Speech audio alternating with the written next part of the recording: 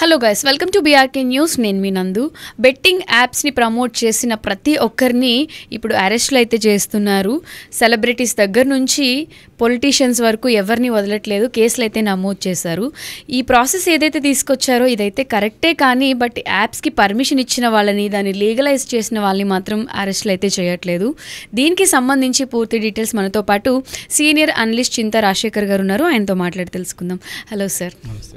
Sir, ఒకళ్ళేమో betting యాప్స్ని promote చేస్తారు, ఒకరేమో వద్దు అంటారు. ఏది ఏమైనా కామన్ పీపుల్ వాళ్ళు ఇచ్చే యాడ్ల వల్ల ఎంతో నష్టపోతూ ఉన్నారు. ఎట్టకేలకి ఇప్పుడు సినీ సెలబ్రిటీస్ ఎవరైతే ఉన్నారో, బిగ్ బాస్ ఆర్టిస్టులు కొంతమంది, స్మాల్ స్క్రీన్ ఇండస్ట్రీ వాళ్ళని 1 by 1 అరెస్ట్ చేసుకుంటూ వస్తున్నారు. తాజాగా వచ్చిన లిస్టులో ఏంటంటే హర్ష సాయి మీద కూడా కేసు నమోదైంది, ఆయన కూడా అరెస్ట్ చేయాలి అని చెప్పి. దీన్ని మీరు ఎలా చూస్తారు సార్? అంటే ఒక్కో రాష్ట్రంలో ఒక్కో చట్టం ఉండటం వలన ఈ ప్రాబ్లం వస్తుంది. తెలంగాణ ప్రభుత్వం దాన్ని బ్యాన్ చేసింది. గతంలో వైసీపీ ప్రభుత్వం కూడా 129 బెట్టింగ్ యాప్స్ మీద బ్యాన్ తీసుకోవాలని జగన్మోహన్ రెడ్డి కేంద్రానికి లేఖ రాశారు. కాకపోతే ఆ పెద్ద పెద్ద బెట్టింగ్ యాప్స్, పెద్ద పెద్ద క్రికెటర్ స్టార్స్, సినిమా స్టార్స్ కూడా దాన్ని ప్రమోట్ చేయడం వలన సో జనాలు దానికి ఎగబడుతున్నారు. ఆన్లైన్ రమ్మీ అని వస్తుంది. ఆన్లైన్ రమ్మీ అని వాళ్ళు ఏం చేస్తారంటే, సాఫ్ట్వేర్ ఎలా ఉంటుందంటే 2 సార్లు 3 సార్లు వీళ్ళు గెలిచేలాగా ఉంటుంది. తర్వాత నుంచి డబ్బులు పోగొట్టుకోవడం మొదలవుతుంది. సో ఇంతకుముందు 4 కలిసి ఆడితే ఆ 4లో ఎవడొకడు గెలిచాడు. ఆ 4 పరిచయం ఉన్న వ్యక్తులే. ఇప్పుడు ఆన్లైన్ ఆడటం వల్ల అసలు పరిచయం కూడా లేని వ్యక్తులు దోచుకుంటున్నారు డబ్బు. సరే, 4లో పరిచయం ఉన్న వ్యక్తి తీసుకుంటే రేక పోనీలే కనికరం అని ఏదైనా కష్టం నష్టం వచ్చినా కానీ ఆదుకుంటాం, ఫ్రెండ్షిప్ అలాంటిది ఏదైనా చేస్తే కొద్దిగా కనికరం ఉన్నవాళ్ళు చేసేవాళ్ళు. ఇప్పుడు అసలు వాడెవడో తెలియదు, ఎవరు తింటున్నాడో ఎవరు తింటాడో తెలియదు, దోచుకున్నారో అయిపోతుంది. ఇంకోటి, నేను రీసెంట్గా ఆంధ్రప్రదేశ్ ప్రభుత్వం కూడా లాటరీలు, ఆన్లైన్ గేమింగ్ యాప్స్కి పర్మిషన్ ఇవ్వాలని డిసిషన్ తీసుకుంటున్నట్టు. సో ఇప్పుడు మీరు అంటున్న సెలబ్రిటీలు ఎవరైతే ఉన్నారో వాళ్ళు తెలుగు వాళ్ళు, ఈ రాష్ట్రంలో ఆ రాష్ట్రంలో వాళ్ళ వీడియోలు చూస్తారు. సో బెట్టింగ్ వాళ్ళు ఆంధ్రప్రదేశ్లో గేమింగ్ యాప్ని వాళ్ళు ప్రమోట్ చేశారనుకోండి. ప్రమోట్ చేస్తే అది తెలంగాణలో నేరము, ఆంధ్రప్రదేశ్లో లీగల్. ఎలా చట్టం ఎలా తీసుకుంటారు? ఇప్పుడు వాళ్ళు ఉన్నారనుకోండి, రేపొద్దున్న చంద్రబాబు నాయుడు గారు గేమింగ్ పర్మిషన్ ఇచ్చారు కాబట్టి నేను దాన్ని ప్రమోట్ చేశాను అంటారు. తెలంగాణలో అది నేరం.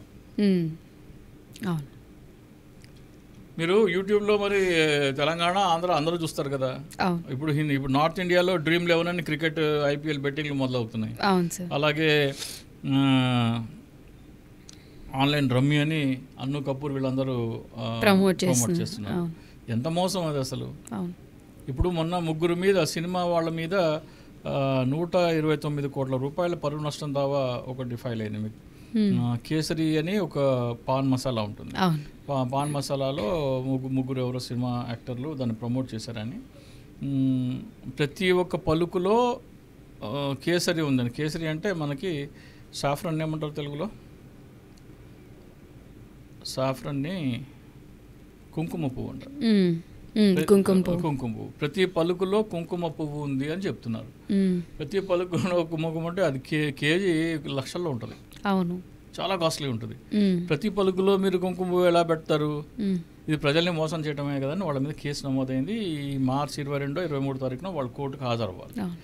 సో మీరు అడ్వర్టైజ్మెంట్ల ద్వారా ప్రజలని మోసం చేయటము తప్పు అని కోర్టులు శిక్షిస్తున్నప్పుడు అన్నిటికీ ఉండాలి. ఇదైతే మోసం. అయితే ఇప్పుడు ఆడు పాన్ మసాలా తినేవాళ్ళు ఎంతమంది, దాంట్లో ఆ బ్రాండ్ తినేవాళ్ళు ఎంతమంది, చాలా తక్కువ ఉంటారు. కానీ దీంట్లో అయితే మీరు డబ్బులు దోచుకుంటూనే ఉంటారు ఆన్లైన్ బెట్టింగ్. సో ఇది చాలా సివియర్ క్రైమ్గా పరిగణించాలి. పేదవాళ్ళు ఎస్పెషల్లీ దీంట్లో అమాయకులు, పేదవాళ్ళు ఎక్కువ నష్టపోతున్నారు. ఇప్పుడు క్లబ్బులకి వెళ్ళి ఆడేవాళ్ళు అంటే వాళ్ళు క్లబ్బులకి వెళ్ళి ఆడితే వాళ్ళ దగ్గర కోట్ల రూపాయలు ఉంటాయి, వాళ్ళు పోగొట్టుకున్నా కోలుకోగలరు. కానీ ఆన్లైన్ బెట్టింగ్ వల్ల ఎంతమంది నష్టపోతారు? వాళ్ళు దాదాపు సాఫ్ట్వేర్ ఎంప్లాయీస్ కూడా చాలామంది డబ్బులు పోగొట్టుకుంటూ ఉంటారు దీంట్లో, ఈ వ్యామోహం వల్ల. ఇదొకటిను హార్స్ రేసింగ్ కూడా, ఇవన్నీ ఆపాలి. అన్నీ జూదాలు కదా, జూదాల వల్ల రాజ్యాలే కోల్పోయిన మన మహాభారత ఇతిహాసమే చెప్తున్నప్పుడు జూదం మంచిది కాదు అని దాన్ని ఎందుకు ప్రమోట్ చేస్తున్నారు సార్. ఇప్పుడు ప్రమోట్ చేయించే వాళ్ళు కూడా కోట్లలో అమౌంట్ ఇచ్చి దాన్ని ప్రమోట్ చేయిస్తున్నారు. ప్రమోట్ చేయించే వాళ్ళని, దానికి పర్మిషన్ ఇచ్చే వాళ్ళని, ఆ యాప్స్ తీసుకొచ్చే వాళ్ళ మీద ఎందుకు యాక్షన్ తీసుకోవట్లేదు? అదే ఇప్పుడు మన కోకి చిన్న చిన్న యాంకర్ల మీద కేసు పెట్టే బదులు వాళ్ళ మీద కదా కేసు పెట్టాలి. మీరు యాక్చువల్ ఎవరైతే దానికి సూత్రధారి వాళ్ళ మీద కేసులు పెడితే వాళ్ళని ఒక్కసారి మీరు లైసెన్స్ ఎలా ఇస్తారని కేసు పెట్టమనండి తెలంగాణ ప్రభుత్వాన్ని. అక్కడ కదా మీరు మూలాలను నాశనం చేయకుండా చిటారు కొమ్మల్ని చిగుళ్ళని తోచేస్తా అంటే ఎట్లా? అవును సార్. ఇప్పుడు ఈ గవర్నమెంట్ సార్ తెలంగాణ కానివ్వండి, ఏపీ కానివ్వండి, గంజాయి బంద్ అని అంటారు. ఇప్పుడు దానికి సంబంధించిన కొన్ని ప్రోడక్ట్స్ జెప్టోలో, బ్లింకిట్లో అమ్ముతున్నారు. అంటే ఆ ప్రోడక్ట్స్ ఓన్లీ అవి యూజ్ చేయడానికే ఉంటాయంటే, ఇవి సమ్ రోల్స్ అంటారంట. అవి మనం ఇంటర్వ్యూలో ఎవరు అనలిస్ట్ చెప్తున్నారు వాటి గురించి ఎక్స్ప్లెయిన్ చేస్తూ. మరి గంజాయి బ్యాన్ అన్నప్పుడు అవి అఫీషియల్ పేజీల్లో పెట్టి ఎందుకు ప్రమోట్ చేస్తున్నారు? అంటే గవర్నమెంట్ని ఎవరు ప్రశ్నించట్లేదు అనే ఉద్దేశంతో ఇవన్నీ జరుగుతున్నాయి అనుకోవచ్చు. ఈ గంజాయి కానీ మాదక ద్రవ్యాలు కానీ ఇది బ్యాన్ చేయాలంటే సీరియస్గా నేను చెప్తే పెద్ద కష్టమైన పనేమి కాదు. నేను భారతదేశంలో ఉన్న ప్రతి ముఖ్యమంత్రికి, ప్రతి డీజీపీకి సంవత్సరం 2 సంవత్సరాల క్రితం ఒక సజెషన్ ఇవ్వడం జరిగింది ఈ మాదక ద్రవ్యాలు. ఇప్పుడు చాలామంది పెట్ డాగ్స్ని పెంచుకుంటున్నారు, కుక్కల్ని పెంచుకుంటున్నారు. కుక్కల్ని పెంచుకుంటే నేను వాళ్ళకి సజెస్ట్ చేసింది ఏంటంటే, మీరు ఎలాగో కుక్కర్ని పెంచుకుంటున్నారు, దానికి ఖర్చు అంతా మీరు భరిస్తున్నారు, ఈ స్నిఫింగ్ బ్రాండ్స్ని పెంచుకోండి. ఎవరైతే వాసన పసిగట్టగలవో ఆ బ్రాండ్ని కనుక మీరు పెంచితే వాళ్ళందరికీ ఆ బ్రీడ్స్ సప్లై చేసేది పోలీస్ డిపార్ట్మెంట్ అయి ఉండాలి. పోలీస్ డిపార్ట్మెంట్ బ్రీడ్స్ సప్లై చేసి వాళ్ళకి ఆ పిల్లలు, కుక్క పిల్లలుగా ఉన్నప్పుడు వాటికి ఈ మాదక ద్రవ్యాల వాసన పసిగట్టే ఒక ట్రైనింగ్ ఇస్తే కనుక మీరు మన హైదరాబాద్లో 150 డివిజన్లు ఉన్నాయి. 150 డివిజన్లో ఒక్కొక్క డివిజన్లో దాదాపు ఒక 20 మందో 30 మందో ఈ కుక్కల్ని పెంచుతాం అనుకోండి. ఆ డివిజన్కి వీళ్ళందరినీ ఒక రికగ్నైజ్డ్ స్నిఫింగ్ డాగ్ క్లబ్గా మీరు ఎంపిక చేయండి. ప్రతి పోలీస్ స్టేషన్కి ఒకళ్ళని అటాచ్ చేయండి. ఒక్కొక్క డాగ్ క్లబ్ని వేసి వాళ్ళందరూ వాళ్ళ వాడకట్టులో ఎక్కడైతే ఈ కుక్క ఉందో ఆ ఏరియాలో ఎవరైనా సరే అది తీసుకుని వెళ్తుంటే అవి మురుగుతాయి, గుర్తుపడతాయి. సో మీరు ఎలా అయితే యువర్ అండర్ CCTV సర్విలెన్స్ అని బోర్డు పెడతారో, your under sniffing dog surveillance అని మీరు గనక మీ వాడకట్టులో పెడితే ఆ వాడకట్టులో ఎవడు డ్రగ్స్ తీసుకుని రావడానికి సాహసం చేయడు. అవును సార్, ఇంత సింపుల్ సొల్యూషన్. కానీ ఎందుకు ఇవన్నీ డెవలప్మెంట్ చేయరు సార్? ఇప్పుడు మనకి సమ్మర్ స్టార్ట్ అవుతుంది అనగానే అందరికీ గుర్తొచ్చేది ఐపీఎల్ బెట్టింగ్స్ కూడా అది అఫీషియల్ కాదు అని అంటారు.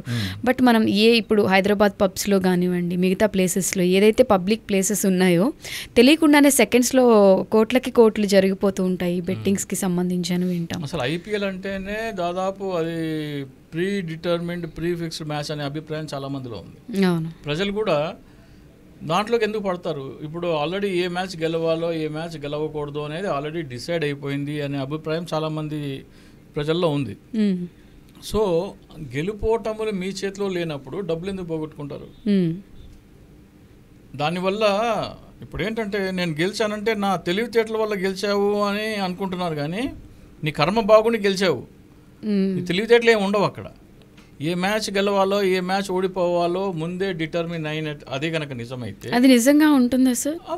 కనపడుతుంది కదా చాలా మంది. కొన్నిసార్లు మనకి ఎన్ని ఇంటర్నేషనల్ క్రికెట్లోనే మీకు బెట్టింగ్ జరుగుతున్నప్పుడు ఈ లీగ్స్లో జరగదని అనడానికి ఏముంది? అంతంత భారీ డబ్బులు మీరు ఇస్తున్నారంటే, ఒక్కొక్కరికి 25 కోట్లు 30 కోట్లు ఇచ్చి మీరు ప్లేయర్స్ని కొంటున్నారంటే, ఆ స్థాయిలో మీకు రెవెన్యూ జనరేట్ అవుతుందా, ఏ రూపంలో వస్తుంది, ఎందుకు వస్తుంది అనేది కూడా మీరు అసెస్ చేయాలి కదా. అసెస్ చేస్తే మరి దాన్ని బట్టి మీరు నిర్ణయం తీసుకోవాలి. అంతేగాని ఆ స్థాయిలో క్రికెట్ కూడా ఇప్పుడు ఈ ఐపీఎల్ వల్ల ఏమైందంటే, మనం టెస్ట్ క్రికెట్ తగ్గించేసాం, రియల్ స్పోర్ట్ చచ్చిపోయింది. ఫ్యాంటసీ స్పోర్ట్ అండ్ ఈ మన తళుకు బెళుకులు వచ్చిన స్పోర్ట్ ఎక్కువైపోయింది. దీంట్లో స్పోర్ట్ కంటే ఎక్కువ కూడా పబ్లిసిటీ, డబ్బులు, ఇవన్నీ ఎక్కువైపోయినాయి. ఇవన్నీ ఎక్కువ అవటం వలన యువత ఎస్పెషల్లీ దెబ్బతింటున్నారు. అవును సార్. సో ఇప్పుడు ఈ బెట్టింగ్స్ యాప్ని ఇవన్నీ కూడా గవర్నమెంట్ లీగల్గా కొంచెం యాక్షన్ తీసుకోవాలి అంటే అసలు ఎటువంటి డెవలప్మెంట్స్ తీసుకొస్తే గవర్నమెంట్ ఫస్ట్ కుంభస్థలాన్ని కొట్టాలి. ఈ చిన్న చిన్న విక్టిమ్స్ కానీ వీళ్ళని కాదు. ఇప్పుడు యాంకర్ శ్యామల అని వాళ్ళని వీళ్ళని శ్యామల ఏం చేస్తారండి, ఇప్పుడు దానికి లైసెన్స్ ఉందా లేదా? ఇప్పుడు యాంకర్ ఉన్నారు, మీ దగ్గరికి ఎవరైనా వచ్చారు, మీరు ప్రమోట్ చేస్తారా అని, దానికి మీరు లైసెన్స్ ఉందా లేదా అని అడుగుతారు. గవర్నమెంట్ పర్మిషన్ ఉందా లేదా అని అడుగుతారు. గవర్నమెంట్ పర్మిషన్, లైసెన్స్ చూపించిన తర్వాత మీరు ప్రమోట్ చేయడానికి మీకేంటి ప్రాబ్లము? గవర్నమెంటే మీకు పర్మిషన్ ఇస్తున్నప్పుడు ప్రమోట్ చేయడానికి ఏంటి ప్రాబ్లము? ఫర్ ఎగ్జాంపుల్ సిగరెట్ ఉంది, సిగరెట్ని కొంతమంది స్పోర్ట్స్ స్టార్స్ ప్రమోట్ చేయరు. సిగరెట్ కానీ పాన్ మసాలా కానీ సచిన్ టెండూల్కర్ వాళ్ళ నాన్న అడిగారంట, నువ్వు జీవితంలో ఎప్పుడు తంబాకు కానీ వీటికి ప్రమోట్ చేయకూడదు అంటే ఆయన కోట్ల ఆఫర్ వస్తే కూడా ఆయన విస్కీ అంటే ఆల్కహాల్ను టొబాకోకి నువ్వు ప్రమోట్ చేయకూడదని వాళ్ళ నాన్న అడిగారంటే ఆయన దానికి కట్టుబడి ఉన్నాడు. అట్లా ప్రతి ఒక్క వాళ్ళు కట్టుబడి ఉంటే బాగుంటుంది. ఇప్పుడు సినిమా స్టార్స్ ఉన్నారు, సినిమా స్టార్స్ అందరూ కూడా వాళ్ళందరికీ ఫ్యాన్స్, వాళ్ళు చెప్తే వింటారు కదా. మీరు అందరూ హెల్మెట్ పెట్టుకోండి, మీరు సిగరెట్ తాగకండి, మీరు ఆల్కహాల్ తాగకండి అని వాళ్ళ ఫ్యాన్స్కి చెప్తే ఒక సోషల్ రెస్పాన్సిబిలిటీ ఫుల్ఫిల్ చేసినట్టు అవుతుంది. అవేమీ చేయట్లేదు కదా, అవేమీ చేయట్లేదు. సో వాళ్ళు ఇప్పటికైనా సరే మీ బెట్టింగ్ యాడ్ల జోలికి వెళ్ళకండి. పాతకాలంలో అలా ఉండేది కాదు. పాతకాలంలో సోషల్ రెస్పాన్సిబిలిటీ అనేది ఉండేది. సోషల్ కాజ్ కోసము వాళ్ళు నిలబడేవాళ్ళు. ఫర్ ఎగ్జాంపుల్ కృష్ణ గారు మనకి జయాంధ్ర మూమెంట్ ఉన్నప్పుడు ఆయన వచ్చి జయాంధ్ర మూమెంట్కి సపోర్ట్ చేయటము ఇలా ఉండేది.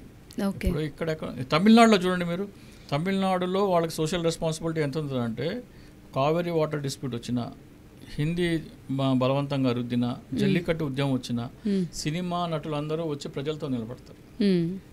మన తెలుగు సినిమా వాళ్ళు వేస్ట్. ఆంధ్రప్రదేశ్కి ప్రత్యేక హోదా ఇవ్వకపోతే ఏ ఒక్కడు నోరి పట్ల, పోలవరం ఎత్తు తగ్గిస్తామంటే ఏ ఒక్కడు నోరి పట్ల, పోలవరం ఎత్తు తగ్గిస్తారన్నట్టు తమిళనాడులో చేయమనండి, అందరూ వచ్చి రోడ్డు మీద కూర్చుంటారు. వాళ్ళు యూనిటీ కాదు, వాళ్ళ రాష్ట్రానికి నష్టం జరిగితే సహించరు వాళ్ళు. హిందీ కంపల్సరీ చేస్తానంటే సహించలేదు గతంలో. అలాగే జల్లికట్టు ఉద్యమంలో కూడా అందరూ వచ్చి రోడ్డు మీద నిలబడ్డారు సినిమా వాళ్ళందరూ. మనకి ప్రత్యేక హోదా ఇస్తామని ఎగ్గొట్టినా కానీ యువకుడు రాలేదు రోడ్డు మీదకి. పోలవరం ఎత్తు తగ్గిస్తా అంటే యువకుడు మాట్లాడట్లేదు. విశాఖ ఉక్కు కర్మాగారం ప్రైవేటైజ్ చేస్తా అంటే యువకుడు మాట్లాడట్లేదు. విభజన హామీలు ఏ ఒక్కడు మాట్లాడట్లేదు.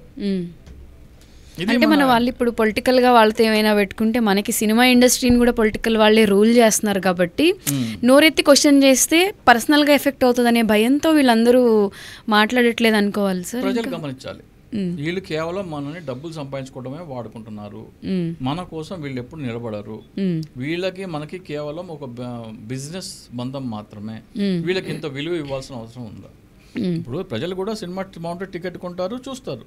వాళ్ళ బర్త్డేలు చేయటము, వాళ్ళ ఆడియో ఫంక్షన్లకు వెళ్ళటం ఇవన్నీ అవసరం లేదు కదా, గమనించాలి ప్రజలు కూడా. ఓకే, సో ఈ గవర్నమెంట్ కూడా ఈ చిన్న చిన్న వాళ్ళని ప్రమోట్ చేసిన వాళ్ళని అరెస్ట్ చేస్తున్నారు. ఒక భయం ఉంటుంది సెలబ్రిటీస్ ప్రమోట్ చేయకూడదనే ఉద్దేశంతో. ఇది ఒక అందుకు మంచిది అయినా కూడా దీనికి మూలం ఎక్కడి నుంచి వచ్చింది, మెయిన్ రీజన్ ఏంటి అనేది. ఇప్పుడు మీరు ఇప్పుడు ప్రమోట్ చేయలేదంటే అదొక ఇండైరెక్ట్ పబ్లిసిటీ కదా. వీళ్ళందరినీ అరెస్ట్ చేస్తున్నారంటే దాని గురించి మళ్ళీ డిస్కషన్ వచ్చింది కదా ప్రజల్లో. మీరు అసలు దాన్ని యాప్స్నే మీరు ఇప్పుడు రేవంత్ రెడ్డి గారు ఉన్నారు, పార్లమెంట్లో మాట్లాడమనండి. పార్లమెంట్ సెషన్ అవుతుంది కదా, దాని మీద మాట్లాడమనండి. మేము తెలంగాణలో బ్యాన్ చేసాము, మీరు కూడా బ్యాన్ చేయండి, దేశవ్యాప్తంగా ప్రజల్ని దోచుకుంటారా, అమాయకులను దోచుకుంటారా అని అక్కడ మాట్లాడానండి. ఇక్కడ వీళ్ళని అరెస్ట్ చేస్తే ఏమొస్తుంది? వీళ్ళని అరెస్ట్ చేసేందువల్ల మీకు పెద్ద ఇదేం ఉండదు. అదైతే మీరు వీళ్ళు కాకపోతే వాళ్ళు యూట్యూబ్లో వచ్చి వేరే దీంట్లోనో లేకపోతే ఫేస్బుక్లో దీంట్లోనో యాడ్లు వేసుకుంటున్నారు. మీరు ఫేస్బుక్ యూట్యూబ్ని అయితే బ్యాన్ చేయలేరు కదా, చేయలేరు. ఫేస్బుక్లో వాటిలో కూడా వస్తున్నాయి కదా ఈ యాడ్లు, ఇన్స్టాగ్రామ్ అన్నిట్లో వస్తున్నాయి. వాటిని ఏం చేస్తారు మీరు? వ్యక్తులను టార్గెట్ చేయడం కంటే కూడా మీరు దాని మూలాన్ని నాశనం చేయకపోతే ఎట్లా? అవును దాని మూలాలు మనం పార్లమెంట్లో మాట్లాడండి, దాన్ని వెళ్ళి మ్మ్. దానివల్ల ఉపయోగం ఉంటుంది. సో ఇది చేయాలి అనుకుంటే 2 స్టేట్స్లో కానివ్వండి, అదర్ స్టేట్స్లో కానివ్వండి, సీఎంలు కానీ గవర్నమెంట్ కానివ్వండి డెసిషన్ తీసుకుని అసలు ఇది యాప్సే తయారు కాకూడదు, మెయిన్ ఇలాంటివి ప్రమోట్ చేయకూడదని పెడితే అసలు అవి రావు, వీళ్ళు ప్రమోట్ చేయరు అవును. అనుకోవాలి. అండ్ ఇప్పుడు ప్రమోట్ చేసే వాళ్ళు కూడా కొంచెం ఆలోచించి ఏది కరెక్ట్ ఏది రైట్ అని చెప్పి చూసి కొంచెం ప్రమోట్ చేస్తే బాగుంటుంది అనే ఫీల్ కూడా. ప్రజలు కూడా ఎందుకు దీంట్లో మనం జూదం ఎందుకు? మ్మ్. జూదం అంటే మన చేతిలో మన కంట్రోల్లో లేనిది. మ్మ్. ప్యాకాట్ అయినా సరే, గుర్రె పందాలైనా సరే, ఆన్లైన్ బెట్టింగ్ అయినా సరే, క్రికెట్ బెట్టింగ్ అయినా సరే, ఎనీ బెట్టింగ్ ఏ జూదం అయినా సరే మన కంట్రోల్లో లేని అంశం అది. అవును సార్. ఇప్పుడు మీరు క్రికెట్ బాగా మీరు బాగా ఆడితే మ్యాచ్ విన్నర్ అయితే మీకు డబ్బులు ఇస్తానన్నారు అనుకోండి, ప్రైజ్ మనీ ఇస్తాను అనుకోండి. క్రికెట్ ఆడి మీ ప్రతిభ చూపించి గెలవండి, అది మీ టాలెంట్కి వచ్చే డబ్బు. కానీ పేక ముక్కల్లో మీ చేతిలో ఏ ముక్క పడుతుందో మీ కంట్రోల్లో లేదు కదా. మీ కంట్రోల్లో లేని దానికి మీరు క్రెడిట్ ఎలా తీసుకుంటారు? సో దానిలో డబ్బులు పెట్టడం అనేది ఫూలిష్. అవును సార్. ఇప్పుడు కెసినోలు కూడా ఎవరైనా కెసినో ఆడాలి అంటే గోవాకో లేకపోతే వేరే కంట్రీస్కో వెళ్ళి ఆడతారు. అదే కెసినో తీసుకొని వచ్చి ఏపీలో లీగల్గా పర్మిషన్ ఇస్తాను అంటే అది ఎంతవరకు కరెక్ట్ అనుకోవాలంటే కామన్ పీపుల్కి సంబంధించిన ప్రాబ్లమ్స్ చాలా ఉన్నాయి. ఇప్పుడు పెట్టాల్సిన కాన్సన్ట్రేషన్ కెసినోకి పర్మిషన్ ఇవ్వాలి అనే దాని మీద కాదు కదా. ఇప్పుడు ఆంధ్రప్రదేశ్కి రాష్ట్రం విభజన అయిపోయినప్పుడు ఆంధ్రప్రదేశ్కి ఉద్యోగాలు లేవు, ఆదాయం లేదు, పరిశ్రమలు లేవు. వీటన్నించి మేము ఎట్లా గట్టెక్కాలి అంటే మీకు ప్రత్యేక హోదా ఇస్తాము, దాని ద్వారా అన్ని సమస్యలకి ఇది పరిష్కారం అని చెప్పారు. ఆ ప్రత్యేక హోదా గురించి ఎవరు మాట్లాడలేదు కదమ్మా. అసలు సమస్య పరిష్కారం ఏదో అది మాట్లాడలేదు ఎవరు. ఆ సమస్య పరిష్కారానికి మాట్లాడితే ఇన్ని కష్టాలు ఎందుకు మన ఆంధ్రప్రదేశ్ రాష్ట్రానికి? సో దాని గురించే మాట్లాడలేదు, ప్రజలు ఏదేదో మాట్లాడుతున్నారు. ఎప్పటికప్పుడు టాపిక్ డైవర్ట్ అవడానికి ఏదో ఒక బ్రేకింగ్ వస్తుంది, అదే వస్తుంది అంతే. ప్రజల దృష్టిని దాని నుంచే మరల్చడానికి నేను చెప్తున్నాను కదా. ఆంధ్రప్రదేశ్కి ప్రత్యేక హోదా ఇవ్వని భారతీయ జనతా పార్టీతో తెలుగుదేశం జనసేన పొత్తు పెట్టుకున్నాయి కదా. ఇది కేవలం ఆంధ్రప్రదేశ్లో మాత్రమే సాధ్యం. అదే తమిళనాడులో కానీ, తెలంగాణలో కానీ, కర్ణాటకలో కానీ, కేరళలో కానీ వాళ్ళ రాష్ట్రానికి ద్రోహం చేసిన పార్టీతో పొత్తు అంటే ఆ పొత్తు పెట్టుకున్న పార్టీని మోసం చేసిన పార్టీని రెండింటిని పాతేస్తారు జనాలు. ఆంధ్రప్రదేశ్లో రాష్ట్రం మీద ప్రేమ లేకపోవటం, కులాలు వ్యక్తుల మీద అభిమానాలు పెరగటం వలన రాష్ట్రానికి తీరని దగా ద్రోహం చేసిన భారతీయ జనతా పార్టీని కూడా ఆదరిస్తున్నారు ఆంధ్రప్రదేశ్ ప్రజలు. సో ఏదేమైనా గవర్నమెంట్ చేతిలో ఉంది, ఇవన్నీ కంట్రోల్ చేయాల్సిందే అని అనుకోవాలి. అంటే గవర్నమెంట్కి చిత్తశుద్ధి ఉందా లేదా అనేది ముఖ్యం. మీరు కేవలం చిన్న చిన్న వాళ్ళని అరెస్ట్ చేసి ఏదో మేము పని చేస్తున్నామని చెప్పుకోవడం, దాన్ని సమూలంగా నాశనం చేసేందుకు ఏమైనా చర్యలు తీసుకుంటున్నారు అనేది మనం గమనించాలి. చాలా చక్కగా వివరించారు sir. Thank you so much.